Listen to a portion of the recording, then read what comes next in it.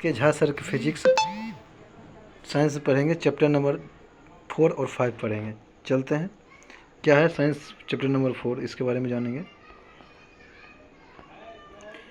Chapter है आपका प्रक्षेप गति क्या है, यानी कि प्रोजेक्टाइल मोशन क्या है, इसके बारे में जानेंगे।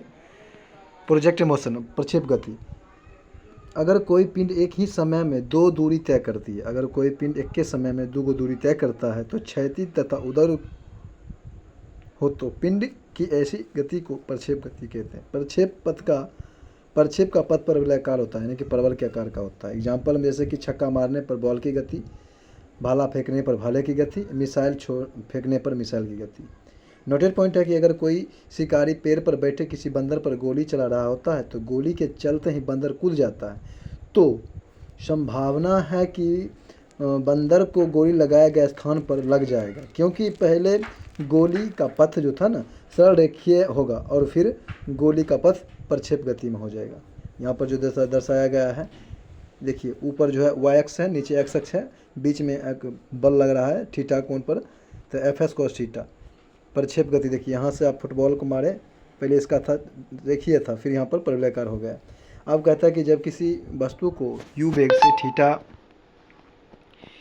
से थीटा कोण पर प्रक्षेपित किया जाता है तो उसे दो घटक होते हैं, क्षैतिज घटक u cos थीटा और उदर घटक u sin थीटा। याद रखिएगा। चले चलते हैं। u cos थीटा का मान पूरे प्रक्षेप गति में कहीं नहीं बदलता है। u cos थीटा का मान पूरे प्रक्षेप गति में कहीं नहीं बदलता है। u sin थीटा का मान पहले घटता है फिर शून्य हो जाता है फिर बढ़ जाता है, पहले घटता है फिर शून्य फिर बढ़ जाता है। अब आगे चलते हैं। आगे की परास क्या है, रेंज क्या है। क्षैतिज दिशा में तय की गई दूरी को परास कहते हैं, यानी कि क्षैतिज दिशा में तय की दूरी को ही हम परास कहते हैं, रेंज कहते हैं। परास का सूत्र होता है r बराबर u square sine 2 theta by g. Put करना है कि थीटा बराबर 45 डिग्री, तो u स्क्वायर साइन 2 गुने 45 यानी कि 90 डिग्री बटे जी। मैक्सिमम रेंज हो जाएगा इसका, तो मैक्सिमम रेंज हो जाएगा u स्क्वायर बाई जी, चूँकि 45 डिग्री साइन 45 डिग्री का मान कितना होता है, 1 होता है। आगे साइन 90 डिग्री का मान कितना होता है, 1 होता है। साइन 0 का मान 0। अगर किसी वस्तु को क्षैतिज से यानी कि ज़मीन से 45 डिग्री के कोण पर फेंका जाएगा तो वस्तु क्षैतिज में महत्तम दूरी तय करेगी। अब महत्तम ऊंचाई क्या है, उदगर में तय की गई दूरी, यानी कि हाईएस्ट ऊंचाई बराबर मैक्सिमम ऊंचाई बराबर होता है u square sine square theta बटे 2g। उड़ान काल क्या है, टाइम ऑफ फ्लाइट। कहते प्रारंभिक बिंदु से अंतिम बिंदु तक जाने में लगा समय, प्रारंभिक बिंदु से अंतिम बिंदु तक जाने में लगा समय t बराबर u साइन थीटा बाई जी। अब कहता है कि चढ़ान काल या उतरान काल क्या है, टाइम ऑफ एसेंट और डिसेंट। चढ़ने या उतरने में लगे समय को चढ़ान या उतरान काल कहते हैं। टी बराबर छोटका टी बराबर बड़का टी बटे 2 बराबर u साइन थीटा बाई जी। आगे चलते हैं।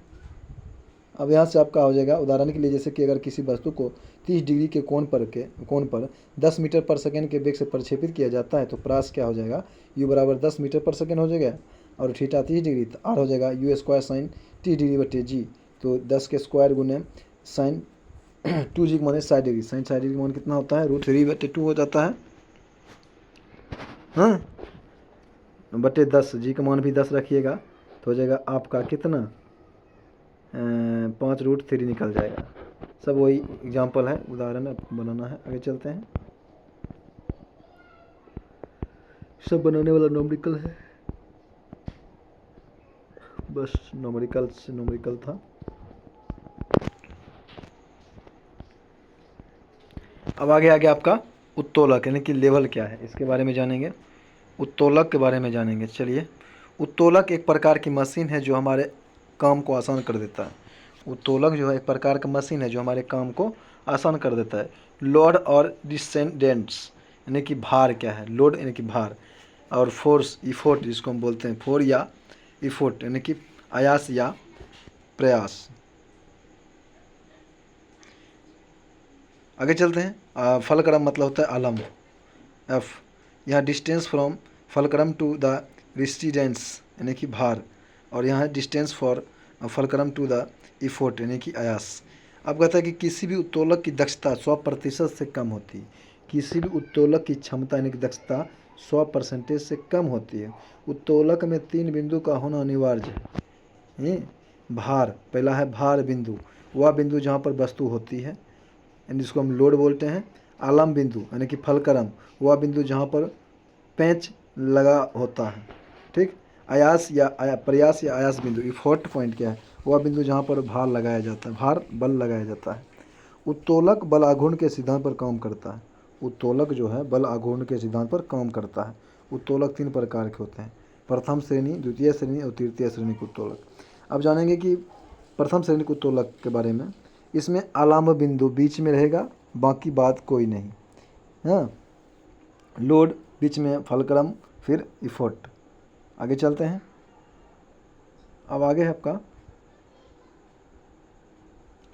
जैसे प्रथम श्रेणी के उत्तोलक के उदाहरण है कैंची, क्या हो गया, पिलास हो गया, कैंची हो गया, तराजू हो गया, निटल कटर हो गया, फिर चापाकल हो गया। ये सभी प्रथम श्रेणी के उत्तोलक हैं। कैंची, पिलास, निटल कटर, तराजू, ये सभी प्रथम श्रेणी के उत्तोलक हैं। हैं। अब आगे आपका साइकिल, ब्रेक, ये सब प्रथम श्रेणी के उत्तोलक है। सीसॉस प्रथम श्रेणी के उत्तोलक है। सिडसी प्रथम श्रेणी के उत्तोलक है। अब कहता है कि द्वितीय श्रेणी के उत्तोलक क्या है। इसमें वस्तु बीच में रहता है, यानी कि लोड बीच में रहता है, भार इफोर्ट आगे, फिर फलक्रम पीछे। जैसे कि होगा सरौता, नींबू निचोड़ने की मशीन, खैनी काटने वाला मशीन, हैं, एक पहिया वाला कूड़ा धोने वाला गाड़ी, ये सभी हो जाएगा आपका द्वितीय श्रेणी के उत्तोलक। अब तृतीय श्रेणी के उत्तोलक के बारे में जानेंगे। इसमें प्रयास बिंदु बीच में रहेगा, बाद बाकी कोई नहीं, यानी कि ई बीच में आ जाएगा। आगे चलते हैं। इसका उदाहरण है चिमटा, मनुष्य का हाथ, किसानों का हल, ये सभी हो जाएगा। हाँ, आगे चलते हैं।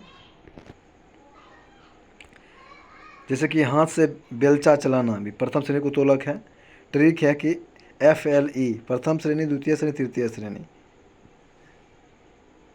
आगे है आपका, देख लेते हैं उत्तोलक का सिद्धांत क्या है। उत्तोलक का सिद्धांत भार गुने भार भुजा बराबर आयास गुने आयास भुजा, यानी कि यांत्रिक लाभ बराबर होता है भार बटे आयास बराबर आयास भुजा बटे भार भुजा। प्रथम श्रेणी के उत्तोलक का यांत्रिक लाभ सदैव 1 के बराबर। प्रथम श्रेणी के उत्तोलक का यांत्रिक लाभ 1 से बड़ा, 1 से छोटा तथा 1 के बराबर तीनों होता है। द्वितीय श्रेणी के उत्तोलक का यांत्रिक लाभ सदैव 1 से बड़ा होता है। तृतीय श्रेणी के उत्तोलक का यांत्रिक लाभ 1 से छोटा होता है। आगे पॉइंटेड है, ऑब्जेक्टिव क्वेश्चन है, देख लेंगे। चिमटा यानी कि फायर टोंग्स किस प्रकार के उत्तोलक है। चिमटा तृतीय श्रेणी के उत्तोलक हो जाएगा। मशीन की दक्षता 100 से कम होती है। उत्तोलक किस सिद्धांत पर काम करता है। उत्तोलक जो है ना, फैराडे के सिद्धांत, आर्किमिडीज के सिद्धांत पर काम करता है। उत्तोलक आर्किमिडीज के सिद्धांत पर काम करता है। यदि भार W और आयास P हो तो यांत्रिक लाभ होगा, क्या हो जाएगा आपका, W/P हो जाएगा, W/P हो जाएगा। आगे चलते हैं। आगे है आपका, निम्नलिखित में से कौन सी श्रेणी एक लीवल उदाहरण है, हो जाएगा आपका प्लेयर। आगे है, निम्नलिखित में से कौन से यांत्रिक लाभ के सही है। यांत्रिक लाभ बराबर होता है भार बटे आयास। कौन प्रथम श्रेणी के उत्तोलक हैं, बिहार दरोगा में पूछा गया है, तो सरौता, मनुष्य का हाथ, तराजू, हल, ये तराजू हो जाएगा। आगे चलते हैं, बस हो गया आज यहीं तक। चैप्टर 5 4 खत्म, 4 5 खत्म।